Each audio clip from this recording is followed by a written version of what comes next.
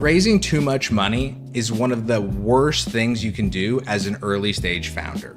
Now, let me explain. Early in the startup journey, it is very tempting to go, well, I just should have a bunch of money, right? Because then I can test all my ideas and I'm going to need tons of it to hire all these engineers or get all this work done. Well, I just want you to think about this.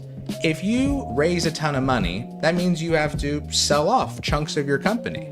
Let's say that you sold off 10, 20, 50, 70% of your company by the time it's all said and done. You own 30% of your business. Not bad. You sell that business for $100 million. Congratulations, you're $30 million richer. Now, the interesting thing about that is with a little bit of arithmetic, you can go, wait a minute. If you owned more of that business, meaning not 30, but 40, 50, 60, 80% of it, you could have made that same $30 million with a business that was half the size, right? A third the size. And I want you to think about that. How much longer do you think it takes to build a business that's twice as big or 3 times as big? How much more admin? Imagine the investor conversations, the meetings, the follow-ups, the flights. All of that just for you to then go back to the office to do the job you were gonna do anyway. And if you raise too much, now you have some crazy expectations. Remember, if I give you $100,000, the ability for you to turn that 100,000 into $1 million, I'm not saying it's easy, but it is way easier than if I give you 10 million and say turn it into 100. Now, you think, oh, but Aaron, with so much more money, I can do so much more.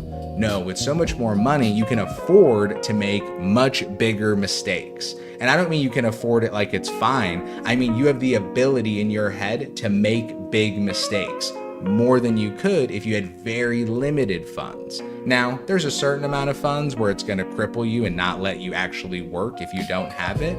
But if you're raising $1, $5, $10 million early in your startup journey at the pre-seed, the seed stage, hell, even the Series A, I have a lot of questions about what you're spending that money on, how certain you are in your business strategies, how much customer discovery, how much market testing, what have you done to de-risk investing this capital? It's just like investing in the stock market. You don't just go throw all your money at it before you do technical analysis. You analyze, you think, you take the bet. Well, guess what? It's way easier to take bets of $10 and validate your assumptions than bet 1,000 every trade.